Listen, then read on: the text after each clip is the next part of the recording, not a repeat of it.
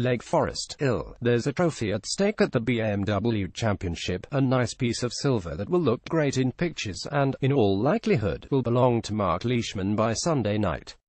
But whether or not the Aussie converts his 5-shot lead, another tournament will play out in a different section of the high-definition leaderboards lining Conway Farms Golf Club.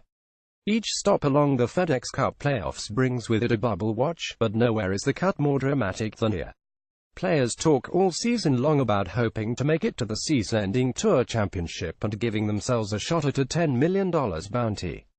In the case of Phil Mickelson, it could provide a satisfying conclusion to a tumultuous year. Mickelson hasn't made it to East Lake since 2013, and earlier this season it appeared he would end that drought with ease. The southpaw continued his winless run but amassed a string of high finishes, stockpiling points along the way. But then he switched caddies, and missed the cut in the season's final 2 majors.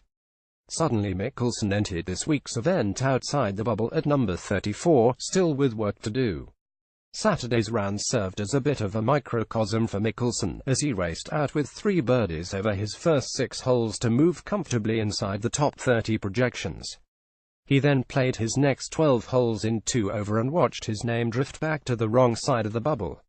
"It was a little disappointing," Mickelson said. "I've got a good round in me. I'm playing too well not to go out and shoot a number and get in the top 10 to make it to next week." Mickelson will start the final round in a tie for 15th, 32 projected points behind Gary Woodland, who clings to the 30th and final spot. He will be one of several players whose postseason fates will be determined by the permutations of the final round leaderboard. Some will stay glued to the standings with each projected change, but not Mickelson. BMW Championship articles, video and photos. Current FedExCup playoff points standings. "I just kind of set a number," he said. "I know I've got to shoot probably 4-5 under par. Like I said, I'm playing well enough to do that with ease. I let a lot of shots slide today." The final round stakes extend far beyond the bigger piece of the prize pool in Atlanta. Make it to East Lake and you're in the first 3 majors of 2018, not to mention the WGC Mexico Championship. It's an enticing prospect for rookie Mackenzie Hughes, who has worked his way from 31st to 24th in the projected standings through 3 rounds, as well as Patrick Cantlay, who started the year on a major medical extension but will still tee off Sunday inside the top 30. But young and old, the benefits of making the season's final event are unmistakable. "If you're in the top 30, your schedule is just different," said Stuart Sink. "You're just in all the tournaments you want to be in, and you can look ahead to things." Sink knows full well the spoils of making the Tour Championship. He was there each of the first 3 years of the FedExCup, and the former Georgia Tech standout relished an opportunity to play in front of partisan crowds. But he hasn't been back since 2009.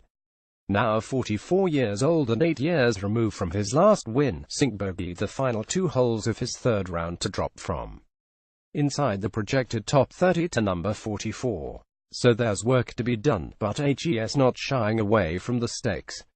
There's no point in trying to hide from it, because there's no way you're not going to see it or hear it, or something's going to alert you to it.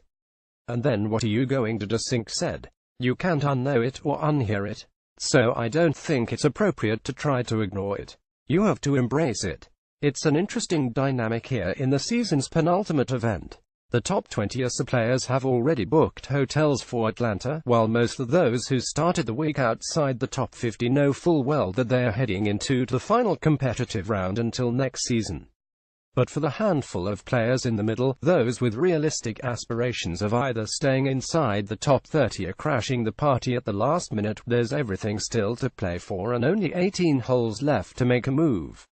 "Where I am, and the season so far, and my career, and my age and all that stuff, I've got nothing to lose except to go out there and try to go all out tomorrow," Sink said.